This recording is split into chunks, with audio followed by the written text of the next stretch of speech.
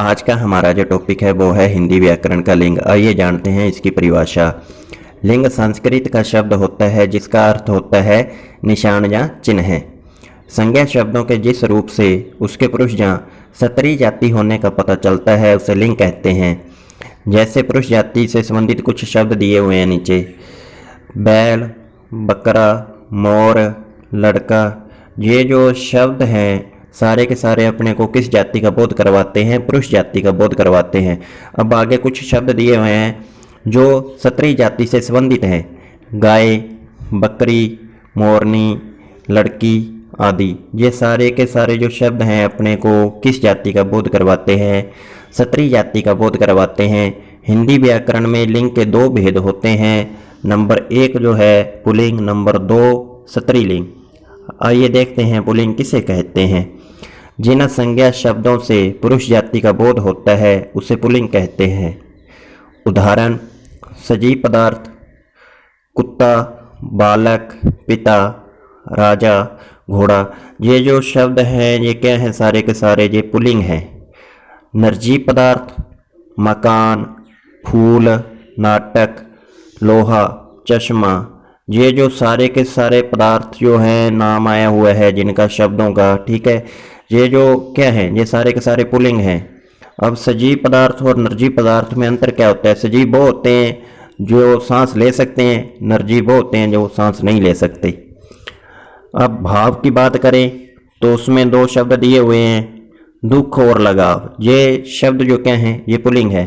आइए अब देखते हैं पुल्लिंग की पहचान। समूहवाचक संज्ञा किसके अंदर आती हैं? ये भी पुल्लिंग के अंदर आती हैं। जैसे मंडल, समाज, दल, समूह, वर्ग, ये सारे के सारे जो शब्द क्या हैं समूहवाचक संज्ञा है। और समूहवाचक संज्ञा किसके अंदर आ जाती हैं? पुल्लिंग के अंदर आ जाती हैं। और दिनों के नाम भी क्या होते हैं? ये भी पुल्लिंग होते हैं। जैसे आगे बता भी रखा है, सोमवार, मंगलवार, बुधवार, शनिवार, ये सारे के सारे क्या हैं? दिनों के नाम हैं। और दिनों के नाम क्या होते हैं? पुल्लिंग होते हैं। अब महीनों के नाम जो हैं वो भी क्या होते हैं? पुल्लिंग होते हैं। जैसे आगे महीनों के कुछ नाम दे भी रखे हैं, चैत, बैसाख, जनवरी, फरवरी, ये सारे के सारे क्या हैं? महीनों के नाम हैं। और महीनों के नाम क्या होते हैं? पुल्लिंग होते हैं। अब पर्वतों के नाम भी क्या होते हैं? पुल्लिंग होते हैं। जैसे हिमालय, विंध्याचल, सतपुड़ा, ये जो क्या हैं ये पर्वतों के नाम दिए हुए हैं। और पर्वतों के नाम क्या होते हैं? पुल्लिंग होते हैं। अब देशों के नाम भी क्या होते हैं? ये भी पुल्लिंग में आते हैं जी। भारत, चीन, ईरान, अमेरिका, ये सारे के सारे जो क्या दे रखे हैं? देशों के नाम दे रखे हैं। और देशों के नाम क्या होते हैं? पुल्लिंग होते हैं। अब बात करें ग्रहों के नाम की तो ग्रहों के नाम भी क्या होते हैं? पुल्लिंग होते हैं। सूर्य, चंद्र, राहु, शनि, ये सारे के सारे जो शब्द दे रखे हैं ये क्या हैं? ग्रह हैं। और ये किसके अंदर आते हैं? पुल्लिंग के अंदर आते हैं। लेकिन एक ग्रह है जो इसका अपवाद है, पृथ्वी।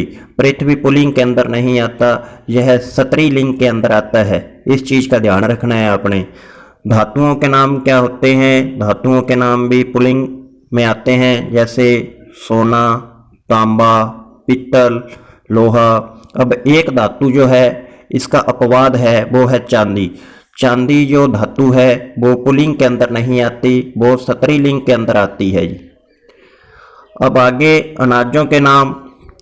अनाजों के नाम भी क्या होते हैं? पुल्लिंग होते हैं। जैसे चावल, चना, जौ, गेहूँ, ये सारे के सारे क्या हैं? अनाज हैं जो किसके अंदर आते हैं? पुल्लिंग के अंदर आते हैं जी। लेकिन अनाजों में कुछ अनाज ऐसे होते हैं जो पुल्लिंग के अंदर नहीं आते, जो स्त्रीलिंग के अंदर आते हैं। अपवाद के अंदर बता भी रखा है, जैसे मूंग, अरहर, मक्की, ज्वार, ये सारे के सारे शब्द जो अपवाद के अंदर बता रखे हैं ये पुल्लिंग के अंदर नहीं आते, ये स्त्रीलिंग का बोध करवाते हैं अपने को। अब आगे देखें, रत्नों के नाम जो होते हैं वो भी क्या होते हैं? वो पुल्लिंग होते हैं। जैसे नीलम, पन्ना, मोती, हीरा, ये सारे के सारे क्या है? ये सारे के सारे रत्नों के नाम हैं। और ये किसके अंदर आते हैं? पुल्लिंग के अंदर आते हैं। और फूलों के नाम भी जो क्या होते हैं वो भी पुल्लिंग होते हैं। जैसे गेंदा, मोतिया, कमल, गुलाब, ये जो सारे के सारे क्या हैं, फूलों के नाम हैं। और ये फूलों के नाम किसके अंदर आ जाते हैं, पुल्लिंग के अंदर आते हैं। आकारांत संज्ञाएं जैसे गुस्सा, चश्मा, पैसा, छाता, ये सारे के सारे शब्द जो किसके अंदर आ जाते हैं, पुल्लिंग के अंदर आ जाते हैं जी। अब बात करते हैं पेड़ों के नाम की। पेड़ों के नाम भी क्या होते हैं, ये भी पुल्लिंग होते हैं, जैसे पीपल, शीशम आदि। ये सारे के सारे क्या हैं, पेड़ हैं। तो पेड़ों के नाम किसके अंदर आते हैं, पुल्लिंग के अंदर आते हैं। द्रव्य पदार्थों के नाम जैसे लोहा, सोना, पानी, घी, तेल आदि। ये जो सारे के सारे द्रव्य पदार्थों के नाम दे रखे हैं जो पुल्लिंग के अंदर आते हैं, लेकिन सभी के सभी जो द्रव्य पदार्थ होते हैं वो पुल्लिंग नहीं होते। जैसे आगे अपवाद के अंदर बता भी रखा है, मिट्टी, चांदी, चाय, कॉफ़ी, चटनी, लस्सी। ये जो द्रव्य पदार्थ हैं ये पुल्लिंग के अंदर नहीं आते, ये किसके अंदर आते हैं, स्त्रीलिंग के अंदर आते हैं। अब फलों के नाम भी क्या होते हैं, पुल्लिंग होते हैं जी। जैसे आम, अमरूद, सेब, केला। अब इसका भी एक अपवाद दिया हुआ है, लीची, जो क्या है, पुल्लिंग नहीं है, स्त्रीलिंग है। अब बात करते हैं समय की। अब समय में कुछ जो शब्द दिए होते हैं वो भी क्या होते हैं, वो भी पुल्लिंग होते हैं। जैसे घंटा, पल, क्षण, मिनट, सेकंड आदि। ये सारे के सारे जो शब्द होते हैं ये किसके अंदर आ जाते हैं, पुल्लिंग के अंदर आते हैं। अब बात करते हैं वर्णमाला के अक्षर। वर्णमाला के कुछ अक्षर दिए हुए हैं जो किसके अंदर आते हैं, पुल्लिंग के अंदर आते हैं। जैसे क, ख, ग, घ, त, थ, ए, आ, छोटा ऊ, बड़ा ऊ आदि। ये सारे के सारे जो वर्णमाला के अक्षर दिए हुए हैं ये किसके अंदर आ जाते हैं, पुल्लिंग के अंदर आते हैं। लेकिन इसके कुछ आगे अपवाद के रूप में भी दे रखे हैं, जैसे छोटी ई और बड़ी ई और री। ये किसके अंदर आते हैं, ये स्त्रीलिंग के अंदर आते हैं। अब शरीर के अंग, शरीर के जो अंग होते हैं वो भी किसके अंदर आते हैं, वो भी पुल्लिंग के अंदर आते हैं। अब बात कर जैसे हाथ, पैर, गला, अंगूठा, कान, सिर, मस्तक, मुंह, घुटना, हृदय, दांत आदि। ये सारे के सारे जो क्या हैं, ये शरीर के अंग हैं। ये जो शब्द दिए हुए हैं ये किसके अंदर आ जाते हैं, ये पुल्लिंग के अंदर आते हैं। लेकिन सारे के सारे शरीर के जो अंग होते हैं वो पुल्लिंग नहीं होते। कुछ शरीर के अंग जो होते हैं वो स्त्रीलिंग भी होते हैं। जैसे अपवाद में बता भी रखा है, जीभ, आँख, नाक, उंगलियां। ये शब्द हैं ये किसके अंदर आते हैं, स्त्रीलिंग के अंदर आते हैं, ना कि पुल्लिंग के अंदर।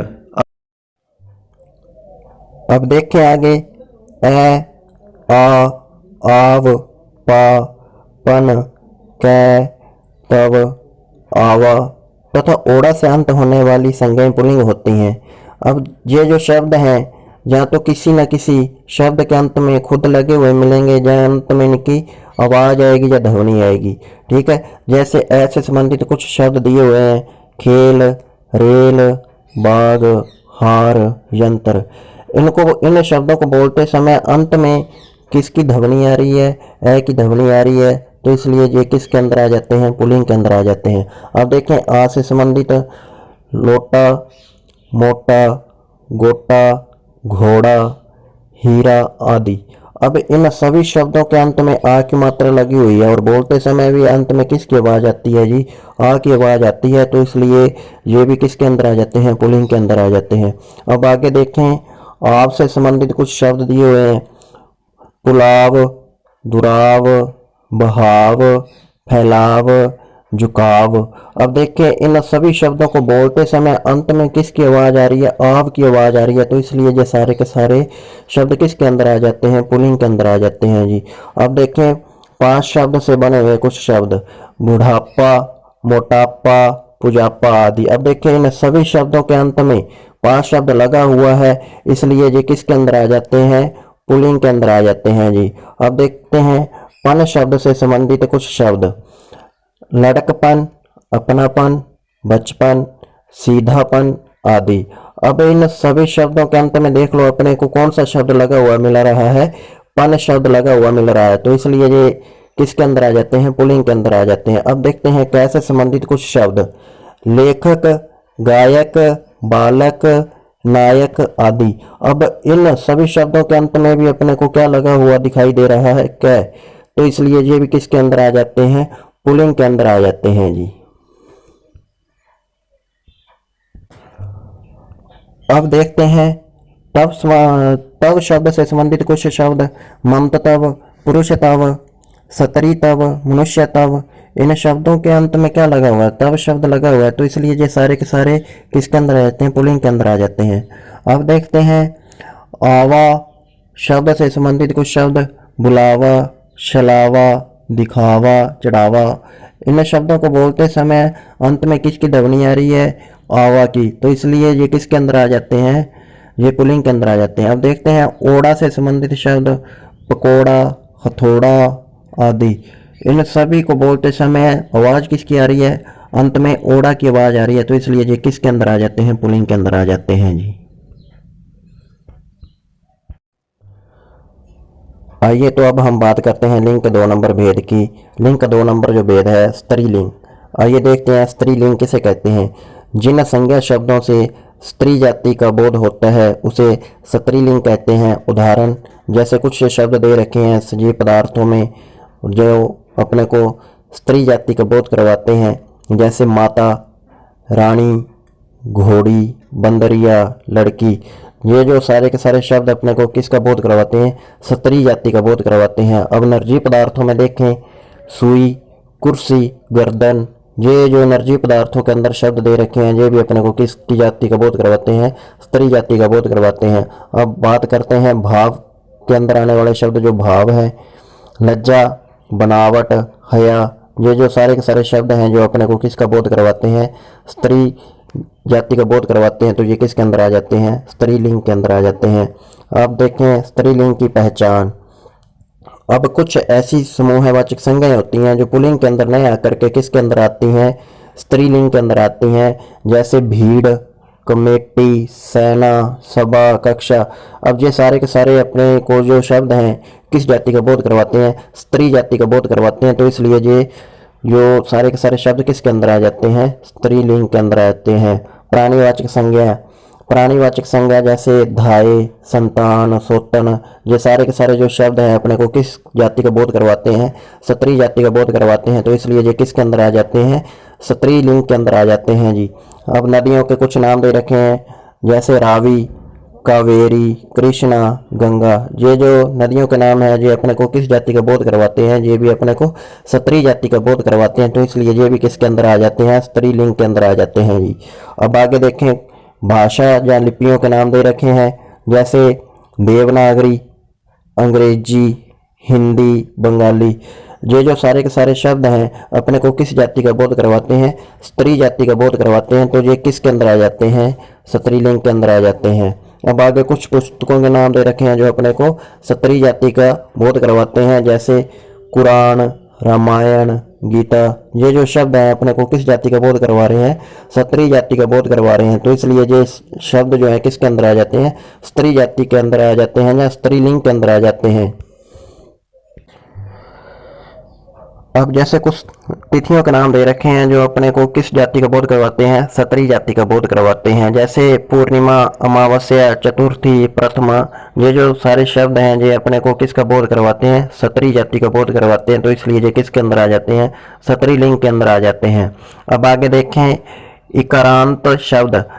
इकारांत शब्द जैसे जिसके अंत में बड़ी ई आती है, बड़ी ई की मात्रा आ जाती है, जैसे नानी, बेटी, मामी, भाभी। ये देखो ये सारे के सारे जो शब्द हैं अपने को किस जाति का बोध करवा रहे हैं, स्त्री जाति का बोध करवा रहे हैं, तो इसलिए ये शब्द जो हैं किसके अंदर आ जाते हैं, स्त्रीलिंग के अंदर आ जाते हैं। अकारांत शब्द। अकारांत शब्द का देखो जिन शब्दों के अंत में आ जाता है, ठीक है, जैसे अनीता, सरिता, शत्रुता, मित्रता, ये जो कुछ शब्द दे रखे हैं ये अपने को किसका बोध करवाते हैं? ये अपने को स्त्री जाति का बोध करवाते हैं, तो इसलिए ये जो शब्द हैं स्त्रीलिंग के अंदर आ जाते हैं। नोट: हिंदी भाषा में वाक्य रचना में क्रिया का रूप लिंग पर ही निर्भर करता है। यदि कर्ता पुल्लिंग है तो क्रिया रूप भी पुल्लिंग होता है, तथा यदि कर्ता स्त्रीलिंग है तो क्रिया का रूप भी स्त्रीलिंग होता है।